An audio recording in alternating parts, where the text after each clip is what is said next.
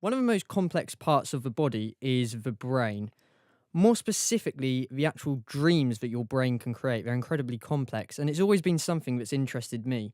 But for me, I've always actually been able to distinguish between those dreams and reality. Today, I'm going to go and meet somebody who, for them, they haven't been able to distinguish their dream from their reality.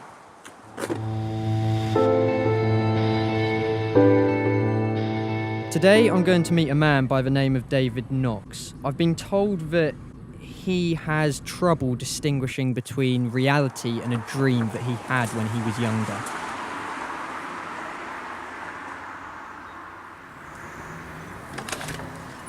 Hi, please come inside. Once inside, I sat down with David to talk about his situation. So David, you had a dream. Talk us through it. What happened in it? What is this dream that you had when you were younger? To me, it wasn't even a dream. It was more of a vision. It was too clear to be a dream. It was too real. This person who I met, their face, I remember it so well, I'd recognise it anywhere. And they sought me out to give me this message. It is clear that David sees his dream as part of his reality. This really intrigued me, and I wondered if David had any sort of disorder.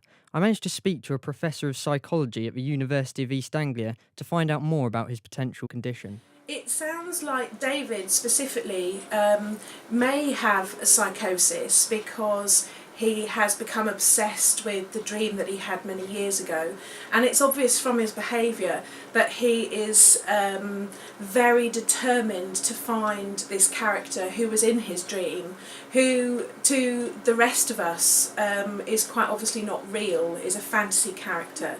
Another avenue that might be interesting to explore with David is what triggered or what caused this dream in the first place, and why David is so obsessed particularly with this dream. Dreams are often an expression of our emotional well-being or emotional concerns or worries. You say you'd recognise this person. Do you have any pictures of them? Have you got anything in your house that would represent what they look like? In my head, that face from the dream is as clear as if they're in front of me now. I've got pictures. Can we see them? Sure.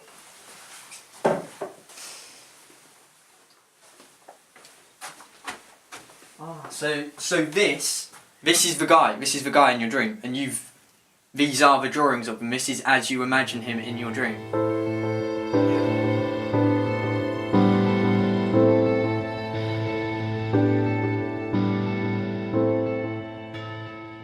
So, have you made any effort to try and contact this person? Have you tried to reach out to them? Do you know where you'd see them? Have you ever tried to meet them? In my vision, it's very clear where this place is, where he was. I go there every day now as part of my routine. I wait for an hour or two. I know that one day he'll be there as well. And when he is, I'll be there to meet him. David agreed to take me to the centre of Norwich and show me the exact spot that he waits for this person in his dream every day. So we're here in Norwich city centre, and you come to such lengths to get here every single day. Do you think that doing this, spending so much of your life doing this, has affected perhaps your relationships with your family, your life, your job opportunities, anything like that? How has it affected you? No, not particularly. For me at the moment, this is all I see myself doing. This is the priorities. My family have got nothing to do with how I spend my time day to day, and this is all that's important to me at the moment. I felt that if I really wanted to get a true feeling of how David's obsession has affected his family life and his relationships with his family, then I would need to speak to somebody else. I managed to sit down and have a chat with his younger brother to find out more. So, how has David's obsession with trying to find this person affected his relationship with you guys, with his family? Well, it's just, he's kind of cancelled us out. And, well, ever since Dad died, he's cancelled us all out, and it's not like he's there. and it's just destroyed the whole family. Do you believe David when he says all these things about he's going to meet this person, he had this dream, this vision? Do you believe him? Well, I want to believe him because he's my brother and, well, we're family, but he's just taking it. I think he needs help, but I don't know, it's just hard. This is the spot. This is where you meet them. This is the exact place. This is where I come every day, and I know that one day I'll meet him exactly here.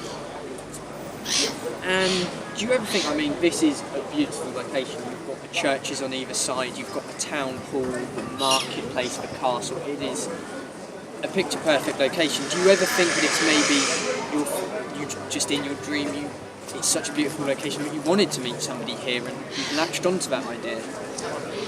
No, it wasn't even a dream. This was something that was so clear. Nothing can ever convince me otherwise. This is the spot, this is the location, and one day my life will change by meeting him here. Well, it's been absolutely fascinating coming and speaking to you today, David. I really wish you best of luck in the rest of your life, and I hope everything works out for you. Thank you.